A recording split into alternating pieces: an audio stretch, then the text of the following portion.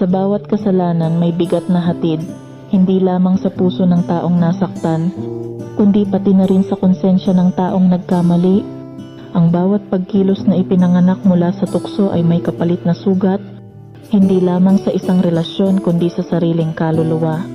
At sa huli, kapag ang usok ng pagkakamali ay lumipas na, ang matitirang abo ay tanging panghihinayang at pangarap na sana'y mabawi ang oras. Ito ang kwento ng isang puso na naligaw, na sa kabila ng pagmamahal na tinanggap, ay natukso at nagpakawala ng isang taong handang magmahal ng buo.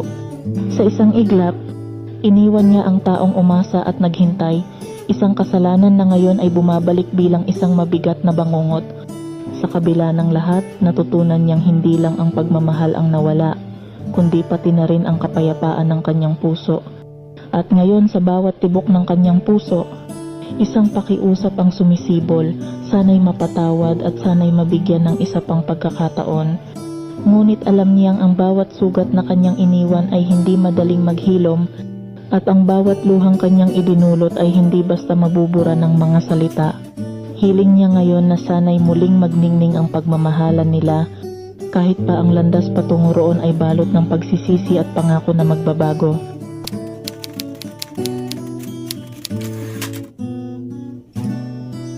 Inaamin ko, totoong ako ang nagloko, na nagkamali ako habang may tayo. Inaamin ko ring hindi ako nakontento, dahilan kaya nasaktan ko ang puso mo. Sa isang iglap iniwan ka ng biglaan, na walang pasabi maski isang dahilan. Nagawa kong sumama sa iba ng tuluyan, at hindi man lang ako sa iyo nagpaalam. Nabalitaan ko sa kaibigan nating dalawa, araw at gabi, lagi ka na lang raw tulala, dahil dinibdib mo ang aking pagkakasala, ang pagkawala ko ng walang babala. Sa iyong kwarto, lagi ka raw umiiyak, litrato natin, lagi mo raw hawak-hawak, at sa bawat oras lagi akong hinahanap, pero wala na ako't di mo na mahagilap. Di ko inakalang di ka pa rin nagbabago, hanggang ngayon mahal mo pa rin ako. Kahit malaki ang kasalanan ko sa iyo, matatanggap mo pa rin pala ako ng buo. Ngayon, nanghihinayang ako ng todo, nangungulila ang puso ko sa ting kwento. Kaya heto, buhay ko'y wala sa wasto, dahil sa bangungot na ako ang bumuo. Nung sa piling ko'y hindi kita naingatan, lumuha ka lang dahil aking napabayaan.